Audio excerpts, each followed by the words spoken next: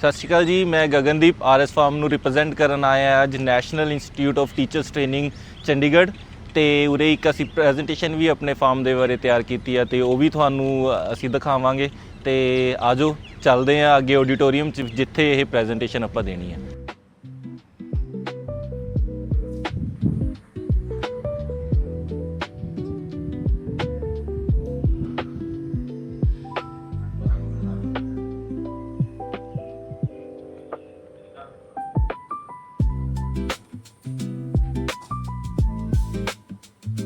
ਹਾਂਜੀ, ਨਹੀਂ ਮੈਂ ਗੈਸਟ ਸਪੀਕਰ ਹਾਂ ਗਗਨਦੀਪ ਸਿੰਘ।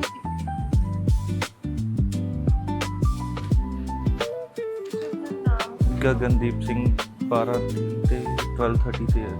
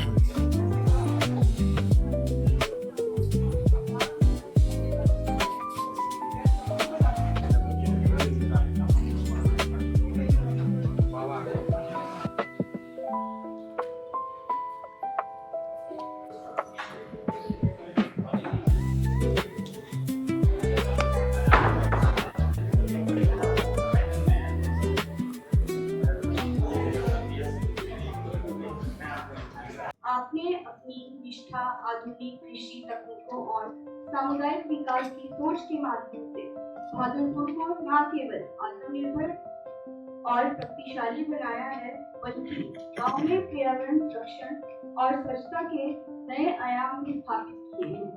ग्रामीण विकास का यह उत्कृष्ट मॉडल आज पूरे क्षेत्र के किसानों और युवाओं के लिए प्रेरणा का स्रोत है। आइए हम सब मिलकर कर्तव्य ध्वनि के साथ श्री गगनदीप सिंह जी और श्री राम जी सिंह का हार्दिक स्वागत एवं अभिनंदन करते हैं।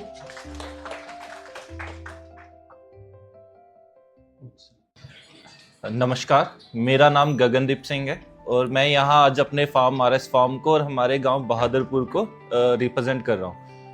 पहले मैं एक बात बता दूं, मेरी हिंदी इतनी अच्छी नहीं है तो उसके लिए मैं आप सबसे क्षमा चाहता हूँ। और दूसरा, मैं एक स्पीकर नहीं हूँ, आम सा किसान हूँ, तो हो सकता है मैं आपको अपनी बात समझाने में भी मुझे थोड़ी दिक्कत हो, तो उसके लिए मैं आप सबसे क्षमा चाहता हूँ। तो पहले तो हम अपने गांव के बारे में बात करते हैं, फिर उसके बाद हमारी जो जर्नी फार्म पे पहुंची है तो उसके बारे में बात करें। हमारे गांव बहादुरपुर में जैसे हर गांव में दिक्कत है सीवरेज की, गंदे पानी की, और बारिश के पानी को संभालने की दिक्कत है। और सबसे बड़ी बात है कि गांव में जो होता है कि जो सीवरेज का पानी है बरसातों में, बारिश का जो साफ पानी है उसके साथ मिक्स हो जाता है, उसे भी गंदा कर देता है। तो बट उसे ठीक करने के लिए गांव में छप्पर जो टोबे होते हैं उनमें वो पानी इकट्ठा होता है, वो धीरे धीरे फिल्टर होके वो जाता है। बट उसमें एक दिक्कत है, उससे स्मेल भी आती है। तो मेरे ताया जी ने सोचा कि क्यों ना अपने गाँव को शहर जैसा बनाने की कोशिश करें। क्यों ना जैसे हम बाहर जाते हैं किसी कंट्रीज में, इटली में जाते हैं, तो उनके गांव हमारे गांव से अच्छे क्यों हैं, हम भी अपने गांव को अच्छा क्यों नहीं बना सकते। तो उन्होंने उस टाइम किया कि हम अपने गांव में सीवरेज सिस्टम डालेंगे, रेन वाटर सिस्टम डालेंगे। मोस्टली 95% अगर किसी गांव में सीवरेज डाला हुआ है तो वो क्या करते हैं, जो नाली बनी होती है उसमें पाइप डालते हैं, उसे बंद कर देते हैं और उसे ही बोल देते हैं कि गाँव में सीवरेज सिस्टम डल गया। कोई बारिश के पानी को अलग करने की कुछ उसमें प्रबंध नहीं होता है। बट हमारे गांव में उन्होंने क्या किया, उन्होंने सीवरेज सिस्टम डाला प्रॉपर। अपनी जो रोड्स हैं उनको मतलब उनको खुदाई करके उसमें जो जैसे सीवरेज की पाइपलाइन, बड़ी पाइपलाइन डलती हैं, वो सब कुछ डाल के साथ के साथ उन्होंने ये किया कि जो बारिश का पानी है उसे उन्होंने सीवरेज के पानी में मिक्स नहीं होने दिया। तो हमारे गाँव से अगर पाइपलाइन जा रही है बाहर, तो एक वो सीवरेज की लाइन है और एक रेन वाटर की लाइन। मतलब बारिश का पानी बिल्कुल जैसे ऊपर से बारिश हुई, साफ पानी आया, तो वो साफ पानी ही आगे जाके वो हम सीधा सतलुज, हमारे बिल्कुल गांव के पास से निकलता है तो वो सतलुज में चला जाता है। तो हमने बारिश के साफ पानी को सीवरेज के पानी के साथ मिक्स नहीं होने दिया, उसे गंदा नहीं होने दिया। जो सीवरेज का पानी है उसे हमने एक जगह पे इकट्ठा किया, वहाँ पे सफ़ेदे के दरख्त लगाए थे, तो जो पानी है वो वहाँ पे यूटिलाइज हो जाए। बट अब हम उसे एक और स्टेप आगे, उसमें जो हमारे घर वालों की लेगेसी थी, हमारे गांव की लेगेसी थी, तो हमने अभी जो हमारे यंगस्टर्स है जो मेरी उम्र के हैं, तो हमने सोचा क्यों ना उसे एक स्टेप और ऊपर किया जाए। तो हम वहाँ पे आज, वैसे अभी उसका काम चल रहा है, वहाँ हम सीवरेज ट्रीटमेंट प्लांट भी बना रहे हैं। तो जो वो ट्रीटमेंट प्लांट बना रहे हैं वो बिल्कुल ही ग्रेविटी से चलेगा, उसमें कोई मशीनरी नहीं है, उसमें हमने फर्मेंट ABRs लगाए हैं, ग्रेवल फिल्टर्स हैं, प्लांट्स हैं, वो सब कुछ यूज़ करके उस पानी को हम साफ़ करेंगे, उसके बाद उसे इरिगेशन में यूज़ करेंगे। वो सब कुछ कर लिया। उसके बाद जैसे आज मैं यहाँ आया हूँ, हमें कहीं इनवाइट किया गया ताया जी के, तो उन्होंने बोला कि आप आगे क्या गांव के लिए करना चाहते हैं। तो उनका था, हमारे घर पे 1990 से 1990 से बायोगैस प्लांट था, हमारे पास 10 गायें थी। तो उन्होंने कहा कि मैं एक बड़ा बायोगैस प्लांट लगाऊंगा कि जो गांव में लोग रहते हैं उनका खर्चा बहुत कम है, तो उन्हें अपने पैरों पे कैसे खड़ा कर सकते हैं, उसके लिए मैं काम कर रहा हूँ। तो गैस है वो सभी चूल्हा जलाते हैं या वो लकड़ी पे डिपेंड करते हैं, या फिर जैसे अब सिलेंडर्स चल रहे हैं उन पे डिपेंडेंट। तो उन्होंने कहा कि जो गोबर है उसे हम सब निगलेक्ट कर देते हैं कि वो एक ब्लैक गोल्ड है, जो गाय का भैंस का गोबर है, पेशाब है, वो ब्लैक गोल्ड है, कि उसे हम क्यों नहीं यूज करते, उसे हम एक रूढ़ी के ढेर पे गिर देते हैं, वो प्ल्यूट करता है इन्वायरमेंट। तो जैसे मेरी टैगलाइन भी है, प्रोड्यूस मोर प्ल्यूट लेस, तो उसी पे उन्होंने काम किया कि हम गाय से दूध भी लेंगे, उनके गोबर से अपने खर्चे भी कम करेंगे। तो उन्होंने उसे दिमाग में रखते हुए हमारा जो ये फार्म है, हमने इसे फार्म के लेवल पे बनाया। हमारे पास 2010 में 100 गायें, 2010 में 25 गायें थी, आज हमारे पास 140 गायें। तो जब आप कमर्शियल डेयरी फार्मिंग पे जाते हो तो आपको दूध भी चाहिए, क्योंकि जो अगर आप डेयरी फार्म की बात करोगे तो जैसे सर ने बताया, गायें या भैंस रखोगे तो सबसे पहले आएगा उनसे कमाई कैसे होगी, दूध से कमाई होगी। बट उन्होंने दूध से कमाई भी की और गोबर से अपने खर्चे, पूरे गांव के खर्चे कम किए। तो हमारे बायोगैस प्लांट से लगभग 75 घरों को जो गैस जा रही है, तो वो पहले 6 घंटे थी, अभी हम उसे कोशिश कर रहे हैं कि 24 घंटे जो गैस है वो सभी पूरे गांव को मिले। तो अभी मैं अपने फार्म के बारे में बताता हूँ। तो 2010 में हमने इसे कमर्शियलाइज डेयरी फार्म के रूप में तब्दील किया, तो वहाँ हमारे पास 25 गायें थी। आज 2026 में हमारे पास 150 से प्लस एनिमल्स हैं, और साथ हमारे पास सिर्फ HF एंड जर्सी ही नहीं, साथ के साथ हमने शाहीवाल ब्रीड भी अब डेवलप करनी शुरू कर दी है। तो अभी तो मेरे पास लगभग 5-6 शाहीवाल गायें हैं, बट इन फ्यूचर मेरा है कि मेरे पास कम से कम 20 से 40 के बीच में शाहीवाल गायें हों, और साथ ही साथ HF एंड जर्सी गायें भी हो, क्योंकि हमारा जो डेयरी फार्म है वो दूध के इकोनॉमिक्स पे डिपेंड करता है। और पंजाब में सबसे ज़्यादा जो ब्रीड चलती है वो HF एंड जर्सी ही चलती है, बट साथ के साथ हम शाहीवाल को भी इंट्रोड्यूस कर रहे हैं। नेक्स्ट, जो हम अपने फार्म पे गायों को अच्छा चारा देने की कोशिश करते हैं, तो उसके लिए आप पहली फ़ोटो में देखोगे तो हमारे पास साइलेज चॉपर है। तो मकई का हम अचार साइलेज डालते हैं, तो तकरीबन 40 एकड़ का हम साइलेज हर साल अपने फार्म के लिए डालते हैं। तो उसके डालने के लिए हमारे पास साइलेज चॉपर है 4 रो वाला, तो वो खेत से मक्की को काट के ट्राली में चॉप करके, मतलब छोटा छोटा काट के उसे भर देता है, तो उससे हम आगे साइलेज तैयार करते हैं। साइलेज के बाद आ गया कंसंट्रेट फीड, जो दाना हम डालते हैं, तो उसकी फीड, उसका जो प्लांट भी है वो भी हमने अपने फार्म पे लगा रखा है। वो लगाने का मकसद था, एक तो सबसे पहले जो मैं अपने फार्म पे जो फिलॉसफी फॉलो करता हूँ वो करता हूँ कॉस्ट रिडक्शन पे। हम 2 तरीके से एक फार्म से या किसी भी बिजनेस से पैसे कमा सकते हैं, वो है प्रोडक्शन बढ़ा के या अपने खर्चे कम करके। तो जो मैं पंजाब में जो 90% फार्म्स है वो करते हैं कि दूध बढ़ा दो और अपनी प्रॉफिट इंक्रीज कर लो, बट मैं उस 10% पे हूँ जो वो कहते हैं कि हम दूध गाय से ज़्यादा नहीं लेना चाहते, बट हम अपने खर्चे कम करके उतने ही पैसे कमा लेंगे, क्योंकि जितना ज़्यादा आप दूध बढ़ाने की तरफ जाओगे उतनी ही गाय की जो लैक्टेशन पीरियड है, लैक्टेशन टाइम है, वो कम होता जाएगा। तो मैं सोचता हूँ कि कम दूध लो, ज़्यादा लैक्टेशंस ले लो, और आप गाय से ज़्यादा पैसे कमा सकते हो, तो उन्हें आप बाद में, जैसे सर ने कहा हम स्लोटर्स के लिए गाय प्रोड्यूस कर रहे हैं, तो मैं कोशिश करता हूँ कि हम स्लोटर के लिए नहीं, हम गाय को बाद में भी रख सकें, तो उतना आप उनसे पैसे कमाओ, ज़्यादा से ज़्यादा रखें। नॉर्मली अगर सर ने बताया कि 3 साल लगते हैं एक गाय को तैयार होने में और अगले 2 साल लगते हैं वो 3 साल में जो हमने खर्चा किया है उसे पे बैक करने में, और जब आप ज़्यादा दूध ले रहे हो तो जो गायें हैं वो 2 साल में ही ख़त्म हो जाती हैं, 2 साल लैक्टेशन टाइम में। तो हम कोशिश करते हैं कि उनका जो लैक्टेशन टाइम है, लैक्टेशन ज़्यादा से ज़्यादा ले सके, तो उनसे हमारी जो कमाई है वो बढ़ेगी। नॉर्मली जो फार्म्स पंजाब में चलते हैं वो क्या कर रहे हैं कि 2 लैक्टेशंस लो, तीसरे लैक्टेशन में गाय को बेच दो, बट उससे आप प्रॉफिट जनरेट नहीं कर सकते। तभी आप देख रहे हो अडल्ट्रेशन जो चल रही है, अडल्ट्रेटेड मिल्क आपको मिल रहा है, वो इन्हीं वजह से मिल रहा है। तो उसके बाद अगला हमारे पास आप देख रहे हो वो मशीन दिख रही है, वो है TMR, total milk mix ration. तो उसका बेसिक पर्पस है कि जो हरा चारा है और जो दाना हमने तैयार किया है उसे प्रॉपर मिक्स करना। उसे प्रॉपर मिक्स करने का रीज़न है कि जो गायें हैं, अगर आप में से किसी ने रखी है तो आप देखोगे गायें बड़ी चूज़ी होती हैं। गायें बीच में से जो भी आप चारा डाल रहे हो उसमें से जो उसे चीज़ पसंद है वो उठा के खा लेती हैं, वो बाकी छोड़ देंगी। बट हम चाहते हैं कि हम बेहतर दूध और बेहतर स्वास्थ्य रखना चाहते हैं गाय का, तो उसके लिए गायें चूज़ ना कर पाए। वो हर बाइट में उन्हें जो हमने पूरा बैलेंस डाइट दी है वो पूरी की पूरी गाय के अंदर जाए। तो वो TMR वहाँ पे काम आती है कि वो गायें हर बार जो भी वो चारा खाएगी तो उसे जो सब न्यूट्रिशन हमने दिया है उस डाइट में वो पूरा मिलता है। TMR का ये फायदा है और इससे हमारी लेबर भी कम होती है।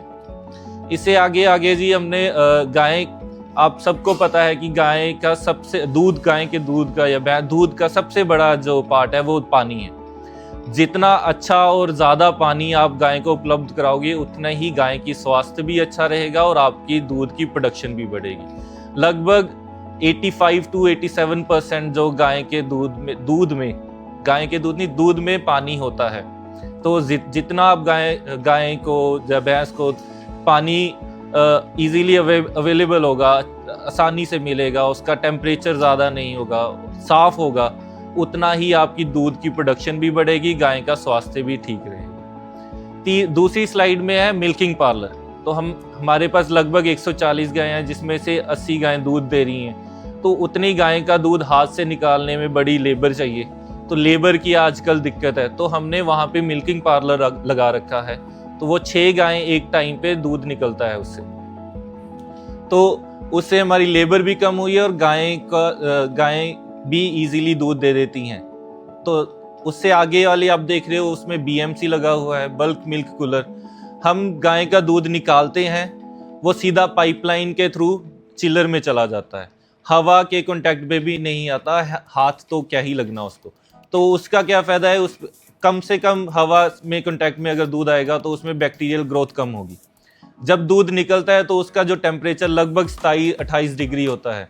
जब वो रूम टेम्परेचर पे आ गया तो उसमें बैक्टीरिया बनना शुरू हो जाता है। तो हमारी कोशिश रहती है 15-20 मिनट के अंदर अंदर जो दूध को हम 4 डिग्री पे ले जाएं, तो उससे दूध की क्वालिटी भी बढ़ती है, दूध की लाइफ भी बढ़ती है और बैक्टीरिया उसे ख़राब नहीं कर पाता। तो मैं हमेशा कहता हूँ जो हम फार्म पे दूध प्रोड्यूस करते हैं वो घर के दूध से भी अच्छा है, क्योंकि आप घर पे दूध निकालोगे पहले तो हाथ से निकालते हैं, अगर मशीन से भी निकालोगे तो आप बाल्टी में रखोगे, उसे रखते हो, फिर थोड़ी देर बाद जाके आप बॉईल करोगे तो उसमें लगभग आधे घंटे से 1 घंटा निकल जाता है। जब तक आप बॉईल करोगे तब तक ही आपके दूध में बैक्टीरिया इतना उसे दूध को ख़राब कर देता है कि उसमें जो लैक्टिक एसिड में लैक्टोज को लैक्टिक एसिड में कन्वर्ट कर देता है। तो हम कोशिश करते हैं कि दूध को हम साथ ही साथ ठंडा कर दें जो उसमें बैक्टीरिया ना बने, तो उसकी दूध की क्वालिटी भी अच्छी होती है, उसका टेस्ट भी बेहतर होता है और साथ ही साथ जो उस दूध में फैट एंड SNF कंटेंट है वो सही रहता है। जितना आप उसे टाइम बाहर रखोगे बॉईल करते तब तक आपकी फैट एंड SNF भी कम हो जाती है। नेक्स्ट आ गया जी, जो हमारे बच्चियाँ आ जाती हैं उनके लिए हमने स्पेशल केज बना रखे हैं। तो एक बच्ची को हम एक केज में रखते हैं, 3 महीने तक उन्हें दूध फीड वहीं पे देते हैं। तो उससे क्या है, उनकी जो हेल्थ है वो ज़्यादा अच्छे से बेहतर होती है। नेक्स्ट स्लाइड पे आप देख रहे हो तो वो है हूफ ट्रिमिंग। जो गाय के खुर होते हैं उन्हें हम टाइम टू टाइम बनाते रहते हैं तो गायें तंग नहीं होती। अगर आप हूफ जो खुर हैं वो नहीं सही करोगे तो गायें आपकी ज़्यादा मतलब कंसेप्शन रेट जो है उनकी वो कम होगी। तो गायें की अगर आप दोबारा दूध पे करते हो तो अगर हूफ भी नहीं सही होंगे तब भी गायें दूध पे नहीं आएगी, क्योंकि जो गाय के हूफ्स अगर वो चली नहीं पाएगी प्रॉपर तो आपको दूध भी नहीं दे पाएगी और वो आगे दोबारा नए दूध भी नहीं होगी। इससे आगे आ जाता है जी हमारा जो मैंने आप सबको बताया बायोगैस प्लांट, और हमने अपने फार्म की जितनी हमारे फार्म को बिजली की ज़रूरत है उसके लिए हमने सोलर भी लगा रखा है। तो जब मैं यहाँ पहुँचा था तो कार्बन फुटप्रिंट की बात चल रही थी। तो हमारी कोशिश है कि जो गायें हैं, जो दुधारू पशु होते हैं, उनका कार्बन फुटप्रिंट बहुत ज़्यादा है, तो उसे कैसे हम कम कर सकते हैं। तो उसके लिए हमने सोलर एनर्जी का यूज़ करते हैं। तो अपने हम फार्म की जो बिजली है वो सोलर से लेते हैं सारी। दूसरा जो गोबर है, गोबर अगर आप ऐसे ही कहीं ढेर लगा दोगे तो वो उसमें से methane and green house gases निकलती हैं। तो हमने कोशिश की है तो उस गोबर को हमने यूज़ में लिया है, बायोगैस प्लांट लगाया, उसमें से मीथेन को हमने अपने पूरे गांव को कुकिंग के लिए यूज़ किया। लगभग जो हमारा बायोगैस प्लांट है वो हर रोज़ की 150 केजी मीथेन गैस वो प्रोड्यूस करता है। तो उससे 75 घरों का चूल्हा चलता है। उससे आप बायोगैस प्लांट से आप बिजली भी बना सकते हो, बट जो मेरा मानना है कि आप एनर्जी कन्वर्जन में जब जाते हो तो वहाँ पे एनर्जी लॉस बहुत होती है। तो मैं हमेशा रिकमेंड करता हूँ अगर आप बायोगैस प्लांट लगा रहे हो तो आप उसे चूल्हे के लिए यूज़ करो, या आप उसे फिल्ट्रेशन करके CNG में कन्वर्ट कर सकते हो। तो वो आप जो पेट्रोल पंप्स हैं या गाड़ियाँ हैं उन्हें बेच सकते हो। इलेक्ट्रिसिटी में आप बनाने में जाते हो तो वहाँ पे काफ़ी लॉस होता है। नेक्स्ट है जो हम अपने फार्म पे, जैसे मैं यहाँ आज आपको आपके सामने भी अपने फार्म के बारे में बता रहा हूँ, वैसे ही हमने काफ़ी कॉलेजेस के साथ MOU साइन कर रखे हैं। तो हम नॉलेज शेयरिंग के लिए हमेशा ही तैयार रहते हैं। मेरे स्कूल पे मेरे फार्म पे काफ़ी स्कूलों से बच्चे आते हैं सीखने के लिए, कॉलेजेस से आते हैं, जो BSc एग्रीकल्चर में पढ़ रहे हैं वो भी आते हैं। KVKs हैं, कृषि विज्ञान केंद्र है, वहाँ पे ट्रेनिंग चलती है, तो वो भी हमारे फार्म पे अपने ट्रेनीज़ को लेके आते हैं। तो हम भी कोशिश करते हैं जितना सही और जितना अच्छा उन्हें गाइड कर सकें कि आगे जाके अच्छे डेयरी फार्म्स बने जो अच्छा दूध अपने सोसाइटी को दें, और साथ ही साथ जो दुधारू पशुओं से कार्बन इमिशंस होता है उसे कैसे कम कर सके, अपने कार्बन फुटप्रिंट को नेगेटिव से पॉजिटिव कैसे कर सके। तो उन सब चीज़ों के बारे में हम बताने की कोशिश करते हैं। नेक्स्ट जो ये है, मैं एक अपने फार्म पे बहुत ज़्यादा कोशिश करता हूँ कि एलोपैथिक मेडिसिन कम से कम यूज़ की जाए। जो दूध है वो कैसे हम एंटीबैक्टीरियल फ्री दूध जो है वो अपनी सोसाइटी को दे सकें। तो जैसे एक सबसे बड़ी जो दुधारू पशु में बीमारी आती है वो मेस्टाइटिस है, दूध खराब होने की। तो उसे हम कैसे ठीक कर सकते हैं, होम्योपैथी मेडिसिन से या जो होम रेमेडी से। तो एक मैंने होम रेमेडी तैयार की है, तो वो उसमें हम यूज़ करते हैं एलोवेरा, हल्दी और चूना, 3 चीज़ों का हम ब्लेंड बनाते हैं और उसमें मस्टर्ड ऑयल, सरसों का तेल डाल के, तो उससे हम जो गाय के अडर है, जो ल्यूटी है, उसको हम मसाज करते हैं। तो उससे हमने देखा है कि अगर आप डेली गाय का दूध अपने हाथ पे पहली जो धार होती है वो देखते हो तो उससे आप बहुत जल्दी पता कर सकते हो कि गाय को मेस्टाइटिस होने वाली है। तो उस टाइम हम ये जो हमने औषधि बना रखी है उसे यूज़ करके उसे वहीं पे रोक देते हैं। तो हमें एंटीबायोटिक्स तक जाने की ज़रूरत नहीं पड़ती। इससे हमने देखा है हमारा 70% जो हम एलोपैथी मेडिसिन या एंटीबैक्टीरियल यूज़ कर रहे थे वो कम हुआ है। इसके साथ साथ हम ट्राइसोडियम सिट्रेट का एक पाउडर बना रखा है, उसमें हम विटामिन्स डालते हैं, मिनरल्स डालते हैं, तो वो भी साथ में देते हैं। तो इन दोनों चीज़ों से हम एलोपैथी मेडिसिन से हम अपने होम्योपैथी पे आ चुके हैं। अगर उसके बाद हमें वो क्लिनिकल मेस्टाइटिस में कभी कभार केस चला जाता है तब हम जाके एंटीबायोटिक्स यूज़ करते हैं। वो तब भी हम एनरोसिन, जेंटामाइसिन जो छोटे एंटीबैक्टीरियल्स है वो यूज़ करते हैं। उससे बड़े एंटीबैक्टीरियल्स के तरफ हमें जाने की ज़रूरत नहीं पड़ती। तो ये भी हमारी एक कोशिश रहती है कि कैसे हम कम से कम एंटीबायोटिक्स जो है वो दूध में यूज़ कर सकें। तीसरा है आगे डेयरी प्रोडक्ट्स। तो हमने काफ़ी डेयरी प्रोडक्ट्स पहले बनाए हैं, बट जो अभी मैं जिस प्रोडक्ट पे काम कर रहा हूँ वो देसी घी पे है। जो देसी घी हम तैयार करते हैं वो बिलोना विधि से करते हैं, बस थोड़ा सा उसमें फ़र्क है कि बिलोना विधि से हाथ से चर्निंग करते हैं, हम हाथ से नहीं मशीन से करते हैं, क्योंकि लेबर की बहुत दिक्कत है। जो ये घी है हम खुद अपने घर पे तैयार करते हैं। तो जो इसमें एक मैंने स्टेप ऐड किया हुआ है, जो हम दही बनाते हैं उसे हम फर्मेंट करते हैं। तो उसे हम तकरीबन 5 दिन तक जो घी दही को हम फर्मेंट करते हैं, तो उससे क्या है जो घी है वो बहुत ही लाइट बनता है। इसमें जो दानेदार है वो और उसकी खुशबू बहुत ज़्यादा इनरिच हो जाती है। तो 5 दिन हम उस दही को रखते हैं, उसके बाद उसको चर्न करते हैं, उससे मक्खन निकालते हैं। तो मक्खन से जब हम घी बनाते हैं वो भी हम बायोगैस पे ही बनाते हैं। तो उससे क्या है कि हमारी जो कॉस्टिंग है वो कम आ जाती है, क्योंकि बायोगैस हमारे पास काफ़ी अवेलेबल है। तो एक तरह से हम बिना किसी खर्चे किए गाय के दूध से घी जो है वो तैयार कर लेते हैं। और रेन्यूएबल जो सोर्सेज हैं बिजली की या कुछ भी, वो हम यूज़ करते हैं। तो जो ये घी बेसिकली अगर इस क्वालिटी का जो जिस क्वालिटी का हम घी तैयार करते हैं वो 2500 से 3000 में मार्केट में बिकता है, तो हम वो 1500 में लोगों को प्रोवाइड कर देते हैं। क्योंकि देखिए आप मास प्रोडक्शन में जब जाओगे तो आप जितना सस्ता करके बेच सकते हो तभी आप सर्वाइव कर पाओगे। तो हम कोशिश करते हैं कि हम अपने खर्चे कम करके एक अच्छी क्वालिटी का प्रोडक्ट बनाएं और वो लोगों को अच्छे रेट पे दें, जो उनकी जो जेब पे भी वो भारी ना पड़े। हर कोई चाहता है कि हम अब अच्छा खिला सके अपने बच्चों को, बट कहीं ना कहीं जो हमारी इनकम है, अगर हम देखें बेसिकली इंडिया में, वो छोटे लोग ज़्यादा हैं जिनकी 10 से 15,000 या 20,000 तक सैलरी है, तो वो 3,000 4,000 का घी नहीं ले सकते।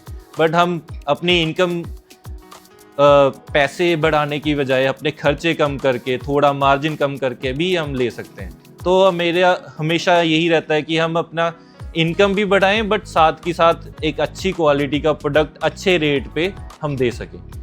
तो यही सब मैं आप सबसे बताना बाकी मैं डॉक्टर उपेंद्र नाथ राव जी का धन्यवाद करता हूं, जिन्होंने NITTR का धन्यवाद करता हूं, जिन्होंने मुझे यहाँ पे आके अपने विचार रखने का मौका दिया। और बाकी आप सबका धन्यवाद, आपने बड़े ही ध्यान से मेरी बात सुनी है, तो आप सबसे धन्यवाद। अब मेरा नाम गगनदीप है, हमारे फार्म का नाम RS फार्म है। ये बहादुरपुर बहादुरपुर डिस्ट्रिक्ट रोपड़ पंजाब में स्थित है, और मेरा मोबाइल नंबर है 9888301375। एक बार मैं फिर अपना नंबर बोल देता हूँ, 9888301375। Thank you. गगनदीप की हिंदी तो झूठा आपको बोला था कि मुझे, मैं पंजाबी हूँ और हिंदी नहीं आती। तो ये MBA कर रहे थे यहाँ पर बिजनेस स्कूल में, लेकिन उन्होंने MBA अपना छोड़ दिया क्योंकि इनके पास अपना ही बड़ा बिजनेस था। तो उन्होंने सोचा कि जितना मैं इधर पढ़ रहा हूँ उतना तो मुझे पहले ही आता है, क्योंकि इकोनॉमिक्स रोज ही देखते थे। तो इनके जो चाचा हैं, ताऊ हैं, इनके बिजनेस है मिडिल ईस्ट में भी और अमेरिका में, हाँ, 2 जगह, तो बड़े इंडस्ट्रियलिस्ट हैं। तो इन्होंने जो मॉडल सोचा कि पूरे गांव में इन्होंने बायोगैस फ्री दे दी थी, बाद में 100 रुपए मेटेरियल चार्ज रखा हुआ है दोस्तों, लेकिन वो कॉन्सेप्ट बहुत बेजोड़ था कि पूरे गांव को इन्होंने स्वच्छ बना दिया। इनके गांव को एक निर्मल ग्राम पुरस्कार मिला।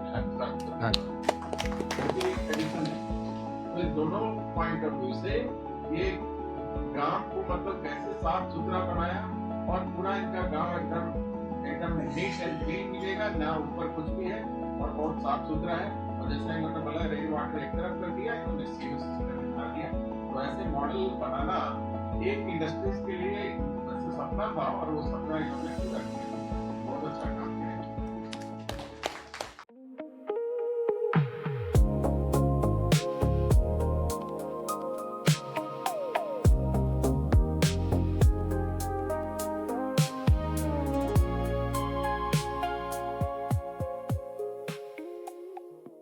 ਹੁਣ ਮੈਂ ਧੰਨਵਾਦ ਕਰਨਾ ਚਾਹੁੰਦਾ ਹੈ national institute of teachers training Chandigarh ਤੇ ਡਾਕਟਰ ਉਪਿੰਦਰ ਨਾਥ ਰੋਏ ਜੀ ਦਾ, ਜਿਨ੍ਹਾਂ ਨੇ ਸਾਨੂੰ ਮੌਕਾ ਦਿੱਤਾ ਉਰੇ ਆਪਣੇ ਫਾਰਮ ਨੂੰ ਰਿਪਰੈਜ਼ੈਂਟ ਕਰਨ ਲਈ, ਆਪਣੇ ਪ੍ਰੋਡਕਟਸ ਨੂੰ ਦੱਸਣ ਲਈ, ਤੇ ਜੋ ਅਸੀਂ ਆਪਣੇ ਫਾਰਮ ਦੇ ਵਿੱਚ ਜੋ ਚੰਗਾ ਅਸੀਂ ਕਰ ਰਹੇ ਹਾਂ ਉਹਨੂੰ ਦੱਸਣ ਲਈ। ਕਿਵੇਂ ਆਪਣੇ ਫਾਰਮ ਦੇ ਵਿੱਚ ਅਸੀਂ ਬਾਇਓਗੈਸ ਪਲਾਂਟ ਬਣਾ ਕੇ, ਉਹ ਤੁਸੀਂ ਸਾਰਾ ਵੀਡੀਓ ਵਿੱਚ ਸੁਣਿਆ ਹੀ ਆ। ਤੇ ਮੈਂ ਬਹੁਤ ਧੰਨਵਾਦ ਕਰਨਾ ਚਾਹੁੰਦਾ ਹਾਂ ਫਿਰ ਤੋਂ NITTR ਦਾ, ਜਿਨ੍ਹਾਂ ਨੇ ਸਾਨੂੰ ਮੌਕਾ ਦਿੱਤਾ ਆਪਣੇ ਫਾਰਮ ਨੂੰ ਰਿਪਰੈਜ਼ੈਂਟ ਕਰਨ ਲਈ। ਸਤਿ ਸ਼੍ਰੀ ਅਕਾਲ ਜੀ।